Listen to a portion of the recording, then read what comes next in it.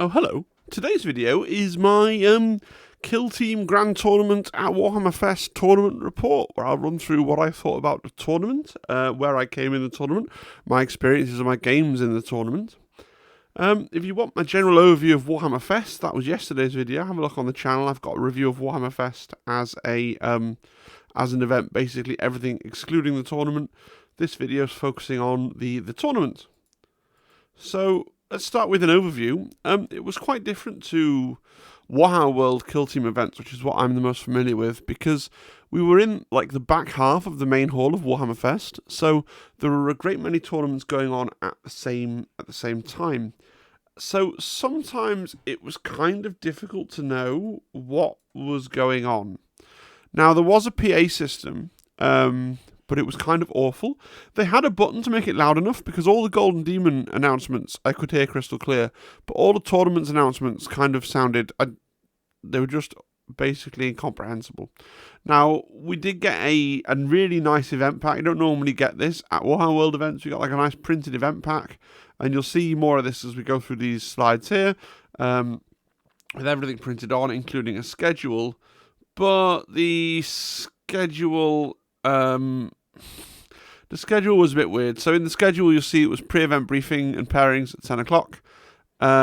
We actually got an event briefing at 9 o'clock. We got like an event briefing for all the events at once. So there wasn't like a specific kill team event briefing. So there wasn't really a chance for the judges and the TOs to communicate much of anything with the rest of the players. Largely, we spent a lot of the tournament was really run by BCP. BCP tells you to go to a table, you go to the table, you play your game, you log results, BCP tells you to go to another table, and I felt there was much less communication with the event staff, because obviously they were busy running events, a grand tournament for 40k and Age of Sigmar, and there was all that Horus Heresy going on and other things. The other thing is, as I mentioned before, the missions for day 2 were originally going to be Into the Dark, and the printed pack had the missions on as Into the Dark, so yeah, they fixed that with some printouts for day 2, slightly less than ideal. Obviously, the plan must have been until quite late on to have Into the Dark for day 2. Never really got an explanation as to why that was, kiboshed, but it was. I've said what I have to say about that in a previous video. And yeah, there was some weirdness at the end of the event. I didn't stay for the awards ceremony because I didn't know that I could or when it would be, and there was an extra round for the top 2, which is nice, but we didn't really know it was happening. We'll get there. Let's talk about the maps. So, when you go to Warhammer World, all the different tables, if you imagine there are 30 tables, all the tables are laid out with a particular map, a particular mission, and a particular deployment zone. So as you draw your table determines your map, mission, and deployment zone and the terrain that you're going to be using.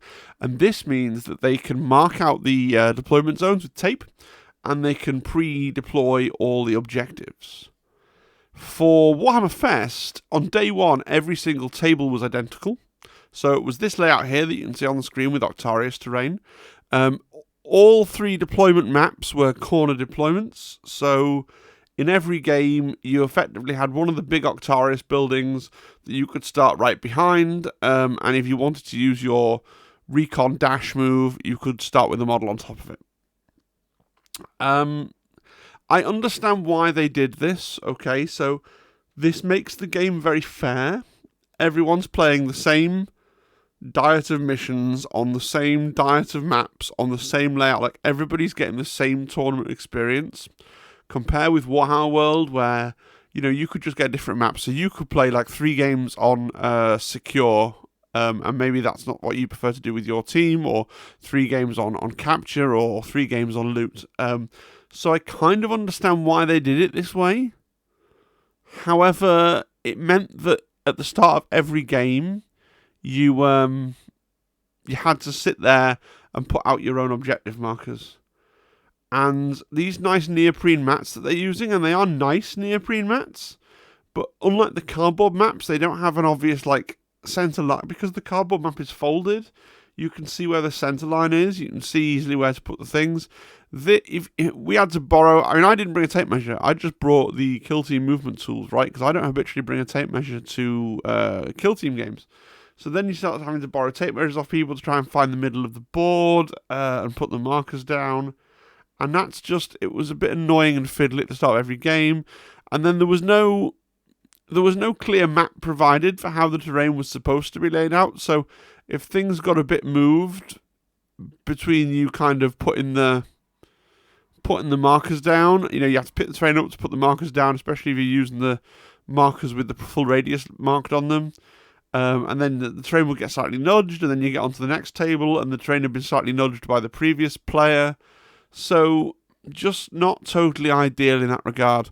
Personally, I much prefer the Warhammer World way of doing things, where the tables are all different, but they're all preset, and you can just arrive at your table and start playing. Like, I understand the tension between wanting it to be the most bleeding edge competitive, where everybody, and there was a ticket with, as I understand it, airfare and hotel stay in America up for grabs. So I understand they wanted to make it as competitive and as possible, but just having to fiddle around with having to fiddle around with the objectives and put them under the terrain, with the terrain being where it was, and kind of remember where the terrain was just annoying. In terms of the map itself, reasonably nice layout. The doors were turned off. I make a habit of asking my opponents at the start of every game, do you want to play with the doors? And I just let them decide what they want to do. Turn 1, my opponent said, I don't want to use doors, that's fine. Turn 2, my opponent was like, oh yeah, I want to use doors. I'm like, that's fine. And then while we were still deploying, Elliot came round to all the tables and said, the doors aren't in use, so okay. I don't really care either way. I just want consistency. What is annoying is when you think one thing and your opponent thinks the other, and you deploy, and then you get halfway, then you have an argument, and then you call the TO, and then whoever was in the because I don't think either position has more or less merit, right? And then whoever was in the wrong has deployed one clear and has basically lost the game. So I always on Octarius ask the question, hey, are we using the doors? Or every single time. So yeah, but as the layout was pretty cool. Everybody had reasonably easy access to a vantage point, but with the oil rig in the middle, it did create some interesting fire lanes from time to time. The table halves are sort of symmetric, but not quite. So there was kind of an advantage just to one table half over the other. I've not got a problem itself with the way the terrain was laid out. I know some people didn't like it. I mean, there are different schools of thought to how terrain should be laid out, which is why I'm a big proponent for like official map packs, because then we're all playing the same game. But this was the day one. This was the day one map.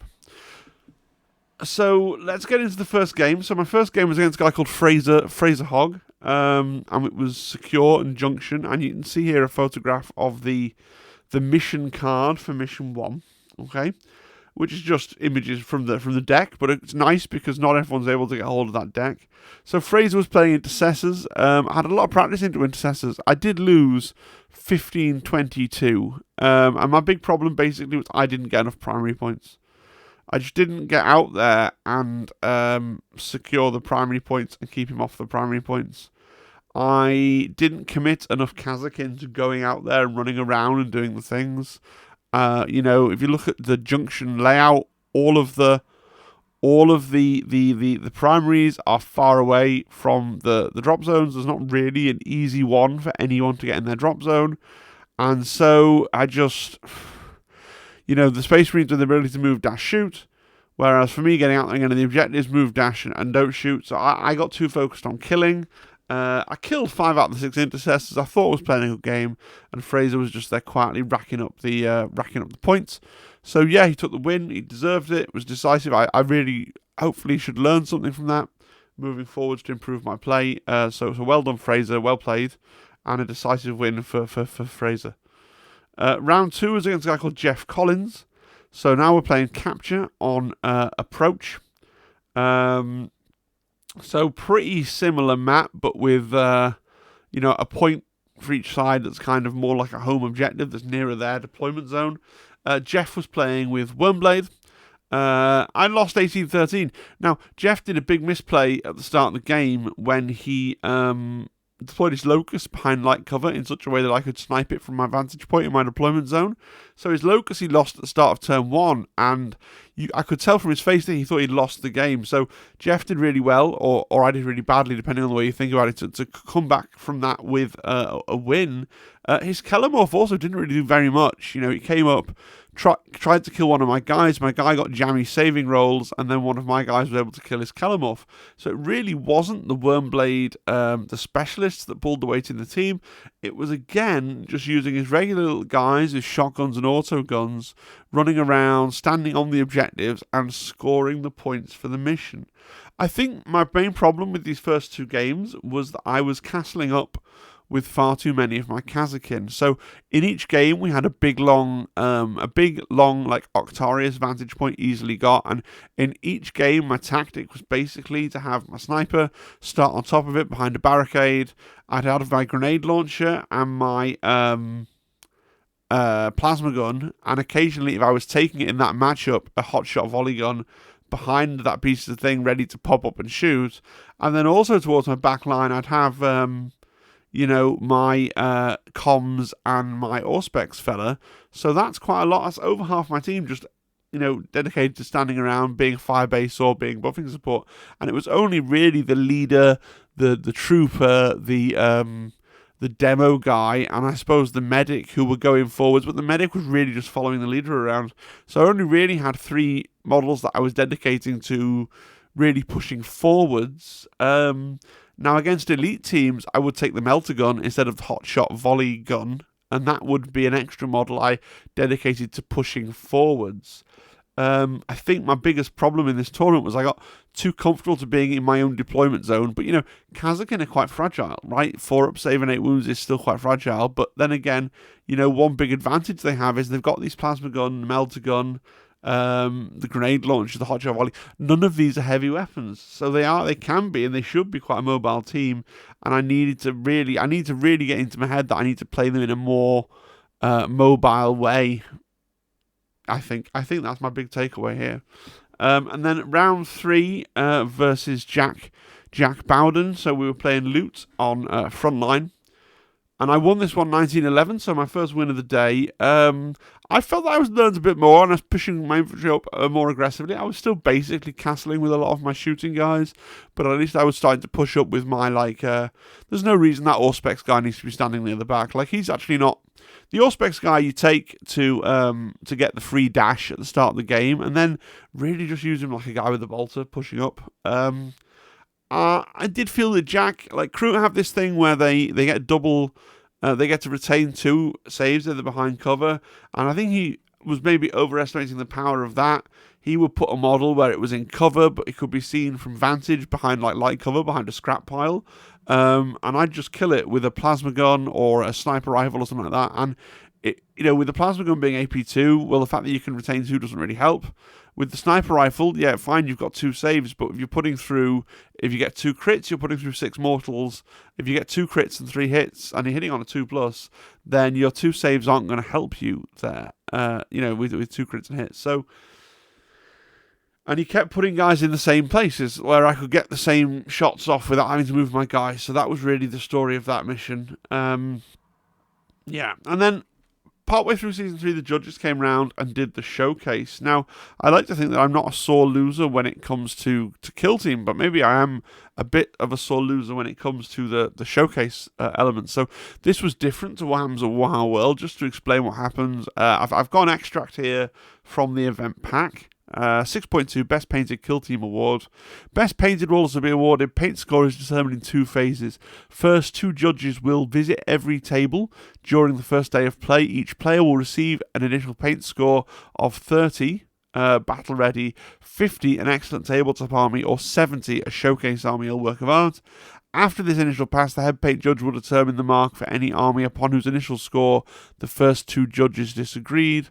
Once the initial scores have been tallied, each player that scored a confirmed 70 will be invited to the showcase. The showcase takes place on the first day and entails a second round of judging from all 3 judges. They conduct in-depth exacting review of each showcase army and give it a score of -5 to +5, and then tallied together and to the 70 for a paint score between 55 and 85. The marks are awarded against the combined considerations of technical skill, visual impact, artistic direction, and consistency across the army. Now, I'm a bit gutted not to have been selected for the showcase, because I don't think I would have won. I got no illusions I would have won, not least because one of the players there, by the name of Wolfgang, is a former Golden Demon winner that's decided to dip his toe into the world of Kill Team. But I was kind of gutted not to be selected to participate in the painting showcase, because I'm really proud of these Kazakin, and I got a lot of compliments from people during the day. Like, if people are just blowing smoke at me and these are secretly crap, I actually would appreciate being told that. I know nobody wants to insult somebody else's hobby, but I think they're really good. And if they're not really good, then that's something I need to hear and learn from, I think. Like, I was really proud of them. And it was kind of annoying not to just get past that initial phase of selection. I don't even know, by the way, whether I got 30 or 50. I don't know how you would find out that point score, that overall point score. Maybe they were all gone through at the very end of the day, and I'll get onto that in a minute as well.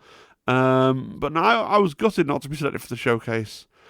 I'm guessing, maybe this is the teacher in me, I wonder if Games Workshop has a marking like rubric, and one of the reasons that's pulling these guys down is that I've got very, very plain bases. And my vision for them, I guess, was that they're in a desert, so I wanted flat, desolate desert bases, but maybe, I'm actually, for those of you that were on the painting stream last night, I'm actually going back and I'm trying to improve the bases on this Kill Team, because maybe that will elevate them slightly, and maybe I'll have a chance at winning some kind of painting award at the Kill Team event in August, because I'm really proud of them. But if that's unreasonable, let me know. I thought they came out really well. Alright. I would love you, if you're a good painter, I would love your feedback on my models. I really would. I'm not someone that's ever going to enter Golden Demon. I could never fathom painting a model to that standard or spending that amount of time on it, but I just thought these were pretty good. So, that actually affected me more mentally than any of the losses in game, because I kind of know that I'm not the greatest gamer in the world, but I do enjoy painting the miniatures, so, yeah.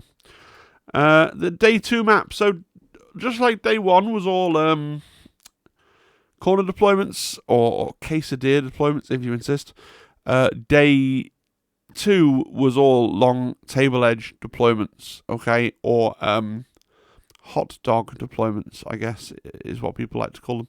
And again, both sides had a piece of vantage point terrain that was, sort of edge on to their deployment zone, so they could easily get on there with the fly dash at the start of the first turn if they wanted to. So once again, with Kazakin, I was able to get every single game my sniper up there behind a barricade, because the Auspex guy you can use to get the free recon dash, and then you can use the barricade as your scouting option.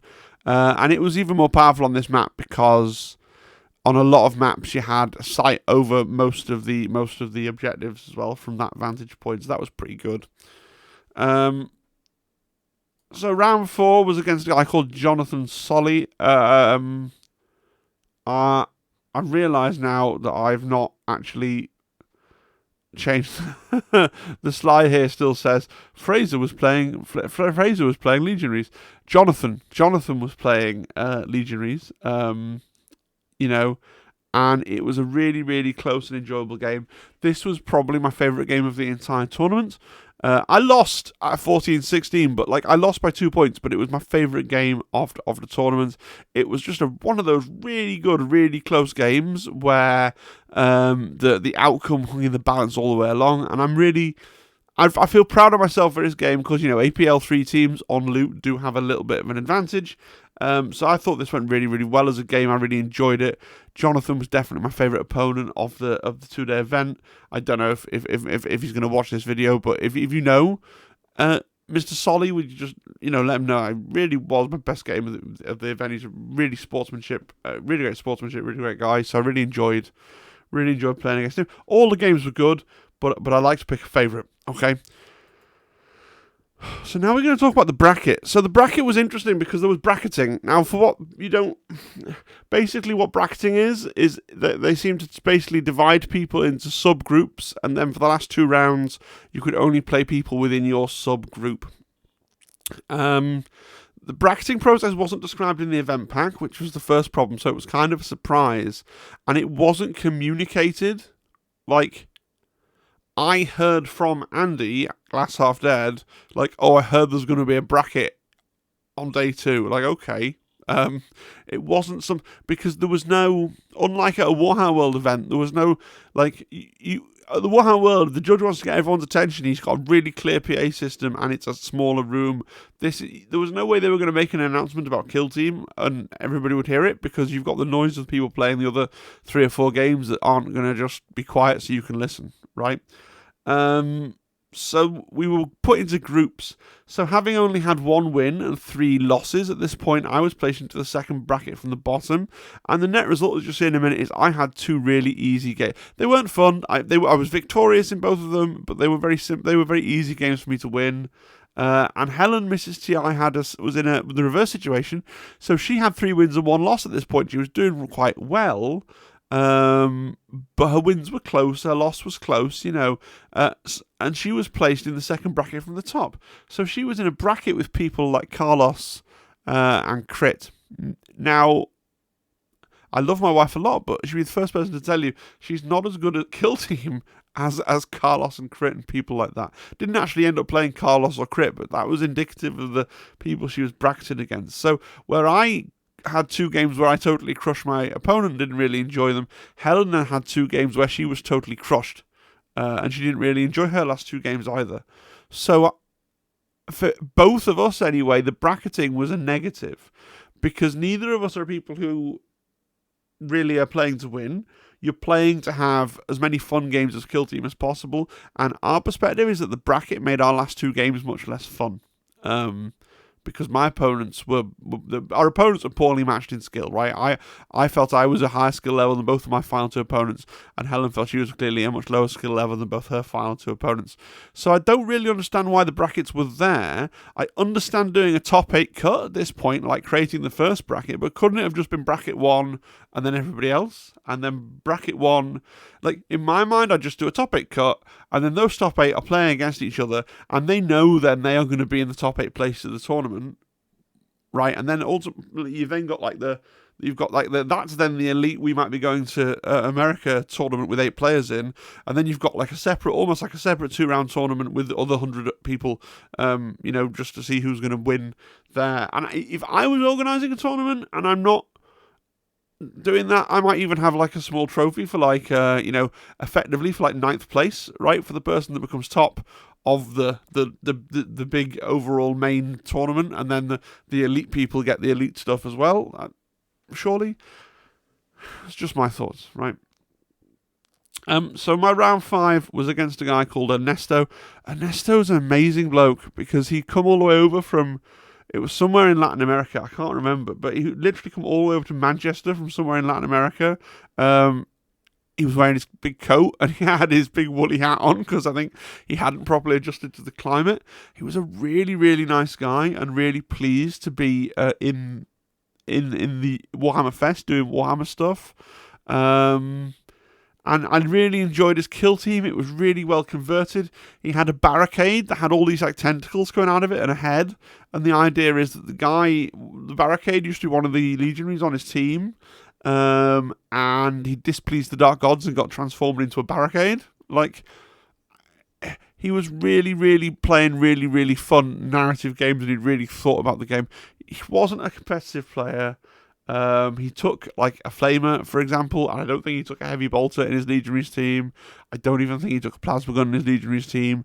Like, it was just he was just having he was just living his best life, and he didn't care. And yeah, I won 23-10. I'm glad to have met Ernesto. I think he was a great bloke, but like, it wasn't. I'm not having a go. It just wasn't a close game of Kill Team, and I kind of feel like, for me, one of the things that comes to a tournament is you expect your last 2 or 3 games, or I do, to be the best games, right? Because then you've gone through Swiss, you've been matched to people. It's like matchmaking. You've gone through, maybe you've had an easy game at the first, or a really rough game, but then by the end of the tournament, you want to be playing people in really close, really fun games. Because of the bracketing, I felt like I was dominating a little bit, which it's just not pleasant for me, right? Just not pleasant. And then my round 6 was against a guy called Jordan Beecher. Jordan was a bit tired. That's fair to say. Like, I'm sure he's a great bloke, but he was a bit, checked out by the end of round 6. I don't know how many wins he got or how much of a good tournament he was having, and so I tried to kind of get to go as quickly as I could to kind of go through it. He was playing Phobos. He did make a misplay and deployed his leader, such as, sniping from a vantage point. His leader was behind light terrain. He wasn't best pleased about that, but I had Headhunter. I wasn't going to not do it. I won 18-13 in the end, so he did well to bring it back, even without his leader. But it was one of those kind of round 6s where the guy was just like, "Oh, you made a big mistake really early on," and then he was just like, "Yeah, well, whatever. I've lost this." So okay, that happens. I've been that guy as well at times. I want to talk about confusion. So there was a little confusion. Apparently a final round for the top 2. So there was a round 7 for the top 2 players. Now that wasn't mentioned in the pack either. That just sort of was happening. There was no real idea of when the awards ceremony can be. And then there was an announcement over to Tannoy that the main hall was closing. So Helen and I left. I think we should have stayed. We could have stayed. And then after the final game, we would have had the awards. But would we have been sitting there for ages going through all the awards for Age of Sigmar and 40k or what? I just had no idea what was going on. It would have been nice to have a proper, Warhammer World, you know exactly what's going on. You do the thing, and then you come back, and there's the trophies, and everyone goes up, and they applaud for the winner. And maybe that happened, and we just left early, but we didn't know. And in hindsight, I think it probably did happen, but we didn't know what. It just wasn't nothing was stated. It certainly didn't happen at 6, like it said in the pack, because there was a final round going on. So let me know in the comments what actually happened at the end of the tournament, because I went back to where I was staying for the night because they were told me the hall was closing. So I know there's lots of people that watch this channel who were there. If you could shed any light on this, that'd be great. Does anyone else know what I mean? It just felt like it was really good that Elliot was there, helping to run the tournament for Kill Team. It's great that the lead developer was there, and I'm not bashing him or any of the staff really. It's more just a kind of recognition of the fact that if you've got 6 tournaments, I think is a decent guess, at least 4 different tournaments going on in the same space, as well as all the noise being generated by the rest of Warhammer Fest in the other half of the hall, as well as the fact that the PA system just wasn't, I just couldn't work out what was going on. It just felt a bit disconnected from the, I felt like everyone was just going around independently playing games. So, yeah, it is what it is. It is what it is. So let's look at the final scores here. So I'm just going to go down here really quickly. So top marks to Dan Barton, who doesn't believe in capital letters but did win the 118-person Kill Team event, and is therefore, to my understanding, going on an all-expenses-paid holiday to America with his Imperial Navy breaches. Second place was a guy called Wallace West with his Orc Commandos. And then we've got Bart, who I believe is the best player in Poland. Is that right? Void Dancer Troop in third place. John Reese, who is of course Can You Roll a Crit, came fourth. So well done, John. And he was running Hand of the Archon. I'm looking forward to his tournament reports. See if he shares any of his Hand of the Archon kind of tricks there, because I'm quite curious about Hand of the Archon. They're quite an interesting team. Then we got Carlos, of course, who I've played one time and not soundly beaten by. He was world number 2 for a while. I don't know if he still is. Machuez, I think he might be the Polish number 1. Confusing people that I've never met and have only heard about, I think, from other people. So And then Alberto here on number 8, again with Imperial Navy. So if we look at it, we've got Imperial Navy, Commandos, Void Dancers, Hand of the Archon, Imperial Navy, Phobos, Vet Guard, Imperial Navy. So Imperial Navy 3 times in the top 8. Maybe Imperial Navy need another nerf. I don't know. On the one hand, I think casual Navy players already feel like they've been nerfed too much because they've lost a lot of them are complaining about damage reduction nerf being too much. On the other hand, I think this does show that at the high end, Navy is still quite a strong team. I don't know if they're too strong or not. We got Ryan from Turning Point Tactics in 9th. Mr. Hunt, Breaches, 10. Pathfinders, Necrons at 12. That's really good, isn't it? That's a really good performance by the Heretic Circle there. Intercession, Talons at 14th is really cool. Phobos, Void Dancers, Intercession, Vet Guard. That's Charles from Can You Roll a Crits channel, his usual Battle Report partner. Heretic Circle, Phobos, Peter Worsley, I think, is one of the top London players. Jason Zamet, Void Dancer. Jonathan Solly, who gave me my best game. Nice to see he came quite high. It's always nice when opponents that you like have come high. And he was with Legionaries, of course. And that's, so where was the top Kazakin? Right, 2 more down. Miguel, 25th player, top Kazakin for the event, which I care about because I was taking Kazakin. So, quite mixed. I think there are definitely some... was there any novitiates at the tournament? Like, is nobody playing novitiates? Is anybody playing Star Striders? Let's have a look. Novitiates or Star Striders? My 2 other teams that I occasionally look at. Novitiates or Star Striders? Novitiates or Star Striders? Novitiates or Star Striders? No. Another Kazakin. There's me at 50. I was quite pleased to get 50 out of 118.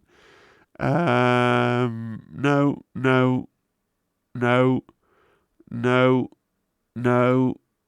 Talons again. Veteran Guard, Legionaries, Hive Fleet. So some compendium teams, but interestingly, there's no Star Striders and there's no Novies. Even if we keep going, like, Space Marines? Really? Wow. Legionaries, Void Dancers, Legionaries, Talons again. It's just interesting to see what people are taking. Intercessors, Bloodied. I think is that the first Bloodied that we've seen? Corsairs, Commandos, Phobos, Hunterclade, Commandos, Corsairs, Legionaries, Navy, Intercession, Star Striders, 92nd place. Okay, so 1 Star Striders player. No Novies? Death Guard, nice. Death Guard again. You can really see that the only compendium teams people are taking are the ones that haven't got bespoke equivalents, right? Hive Fleets, Death Guards. It's people that love those factions. Hive Fleet, Death Guard, things like that, right? Still no novitiates. None. No, not one. Novitiates. Not popular. Interesting. Now, I don't really know what I'm talking about with this next bit. There was a recollapsing of the brackets. So having bracketed everybody out, they then recollapsed the brackets to come up with the final order. So that means that if you were in like bracket 2 or bracket 3, but you had a higher score than somebody that was in bracket 1, you could be right at the top of the leaderboard. So, for example, I happen to know that I don't think John, as in Crit, on 4th place there, and Carlos, who's on 5th, they were in bracket 2, I'm pretty sure, and not bracket 1. So they've displaced some people who were in bracket 1. Now, the problem with this, I suppose, is if you're in bracket 1, you're going to get really tough games. If you're in bracket 2, potentially my wife was in bracket 2. She's not an elite player. Potentially you had 2 really easy games, scored loads of points. Then when they were re-merged, you displaced someone in bracket 1 who had a really good score. I don't know. So it seems weird. Like, initially when they put the things up, Helen was up in 30-something, and I was lower, and now I'm on 50-something, and Helen's lower down on Where is she, 64? Like, just seemed a bit confused as a decision. It's not, look, I'm not, by no means am I a tournament expert, but I would have run the tournament basically as they did, and then before the last 2 rounds I would have done a top 8 cut. But then if you're in the top 8 cut, you know that you're going to be 1st, 2nd, 3rd, 4th, 5th, 6th, 7th or 8th. Like you're basically playing in then a 2-round mini tournament for the people in the top 8. Maybe you do the top 8 cut after day 1. So you do 3 games. Is that mad? You do 3 games in the top 8 cut? Like, I understand the need to do the cut if you're having this stuff on the line, these expensive prizes. But the brackets just added a bit of confusion. And if it had been in the pack, I guess, and everyone had known about it, and this is the system, we're going to do this, we're going to do this, then we're going to collapse the brackets, and then we're going to do this, and everyone knew, like, what they were trying to do to podium. Like, I don't want to overgo on about it, because actually, as someone who was in kind of the upper middle of the thing, it's irrelevant. I'm just there to play fun games of Kill Team, although I did think the brackets made my last 2 games less fun than they would have been without the brackets. But for people at the top end, I don't know, potentially they were meddlesome. So if you're more competitive than me and you have thoughts about this, please do let me know down at the bottom of the video. Speaking of thoughts, here's the final thoughts slide. So, despite a couple of misgivings that I mentioned, I did have a lot of fun at the tournament, and at the next Warhammer Fest, which I do intend to go to, I would sign up for the Kill Team tournament again, because I don't think there's enough to do at Fest without going to a tournament. But as a pure tournament experience, I actually rank it a little lower than the ones they put on at Warhammer World. So if you, like, I will go to every match play event at Warhammer World and the one at Fest. So for me, it's not an either or. But if you are not, like, I'm in the very blessed situation that my wife also wants to come to Kill Team tournaments when she can. I'm not having to get, like, a pass. It's not competing with other family activities. If you're someone who has limited, like, either limited funds or limited available time, or limited willingness to use up your available time for Warhammer stuff, I would recommend a Warhammer World tournament over the Fest tournament if what you're primarily interested in is the Kill Team tournament. Now, you've got to then weigh up, well, do I want the slightly inferior tournament, but then I get to experience all the other things that were at Fest, and you can watch my Warhammer Fest review video to help you come to a conclusion there. But I still think it was fun. There was some tension. I mentioned this a lot about the maps and the layouts, and I can see why. It's more scrupulously fair. Everyone is on the same map, doing the same missions and the same thing every round. It was just a real pain in the backside having to put out those objective markers, especially on the boards where the centre line. At least what they should do, right? There's one thing that they could do without sacrificing their kind of razor edge competitive thing, is that they could reorder a new set of neoprene mats that just have a cross through them, so at least you've got the centre line marked both ways and the centre point. Just that by itself would make things easier, right? And then what they could do, if they really wanted to, they could put dotted lines on, so you had there's only 3 kinds of deployment zones. Why not mark all the deployment zones on? Right? Have a dotted line for corners, a dotted line for short, and a dotted line for long. I'd use a map like that. That'd be really cool. Wouldn't it? Wouldn't it? I'll be sticking with Kazakin for the foreseeable future. I'm going to take them to Critical Strike. I think Kazakin, they're not the most powerful team, but they are simple and effective, and I think I do well with them, and they work for me. So I am going to be at a Critical Strike at Warhammer World on the 26th and the 27th of August.